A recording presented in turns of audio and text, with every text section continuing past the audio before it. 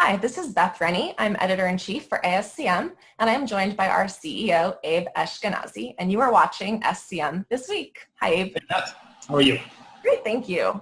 So for anyone who has not seen these before, we are talking about Abe's Friday column. So if you do not get an email from Abe every Friday, just a quick reminder that you can sign up at ascm.org/impact.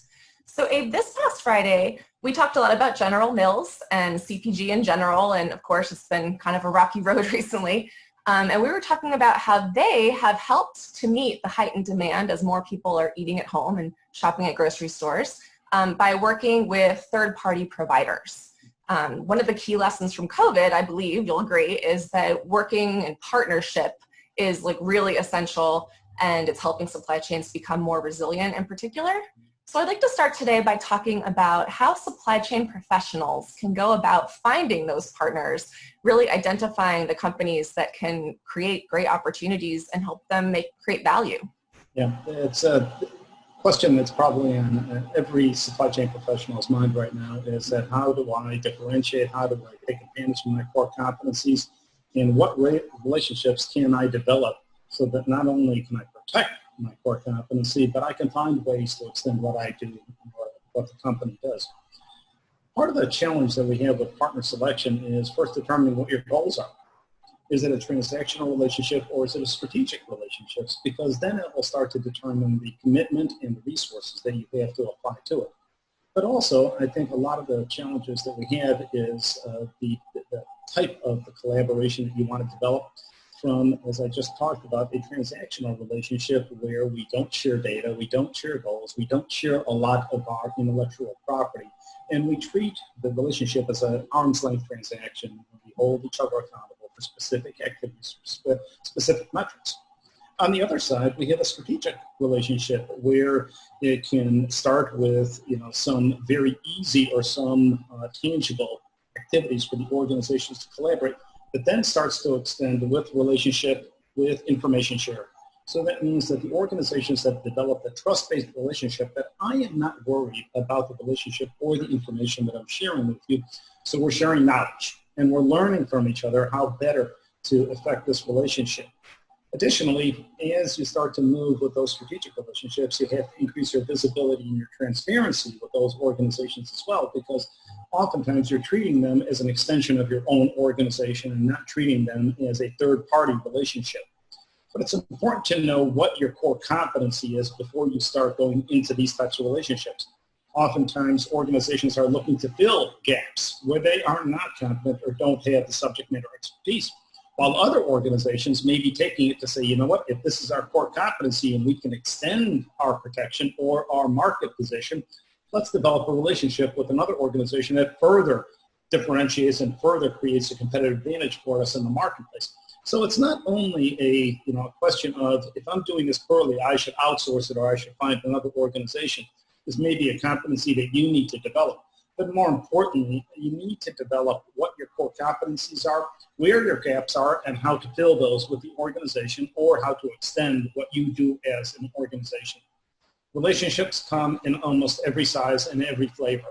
And the challenge that we have is determining, is the organization that you're working with, do they share the same culture? Do they share the same attributes? Do they share the same perspective as you? If you're going towards a strategic relationships, it's going to behoove you to find out the answer to those questions before you enter into those relationships, because oftentimes you are seeing those organizations as an extension of your organization. And once you do achieve that kind of collaboration, what kind of strategies would you suggest to help people know if they really are realizing the full collective power of that relationship? Yeah, active management of the relationship. As with any other project, it needs the attention and the discipline of managing the relationship and establishing what your key metrics are for your organization and how to measure those. But more importantly, not using those as punitive, but using those as data, as knowledge to share with the organization to say, these are course corrections that we need to make to be more responsive to our consumer or to the patient in the marketplace. Additionally, you have to develop a communication that actually takes and responds to the changes, that we don't wait and, until an issue has become a so significant that it prevents the relationship from further advancing. More importantly, a commitment. Organizations need to commit to the relationship and ensure that the organizations that they're working with, again, depending on the type, from transactional to strategic, as you get into more strategic, your incentive alignment has to be much more carefully planned and executed. Additionally, the selection criteria. What are the strengths of the partner? Do you have goal alignment? Are they consistent in terms of what your long-term sustainability expectations are?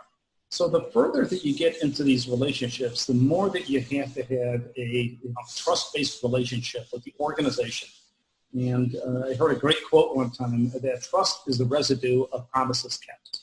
And I think that's a great start for any relationship, is to be open and transparent about what you're going to do, and then more importantly, walk the talk. If you're entering into a relationship with open information and data sharing, then you need to execute consistently on those. More importantly, you're seeing strategic relationships become much more of a critical differentiator for organizations when they're identifying how to extend what they do. And as General Mills' example showed, there's finding ways to spread the risk in their organization and respond to changes in the marketplace without disrupting their organization. Okay, so you've touched on this a little bit, but just a little bit more information on how someone can actually go about fostering a culture that is really all about that trust that you were just talking about, transparency, that knowledge sharing, and like how do you get your people to really work towards strengthening the partnerships? This, to me, I think is the core of what differentiates strong relationships are the people. Trained, competent, knowledgeable individuals that have responsibility to execute and maintain the relationships.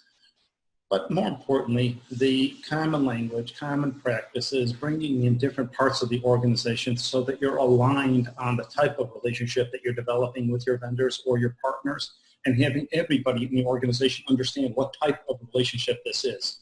So a focus on training, a focus on communication, and a focus on professional development for your organization, specifically for your talent.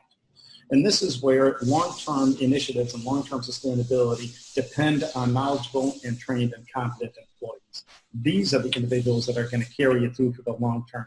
And I think this is where we've seen organizations have a focus on workforce development, not only for their organization, but for their partners. So if they're in a training program, oftentimes we've seen when they're training in CPIM or CSCP, they'll bring in their partners and say, hey, look, we're going through a transformation. Here's what we're embedding in our organization. We wanted you to be aware so that you're not caught off guard when we start making specific changes or specific requests, that you're included in on the discussion.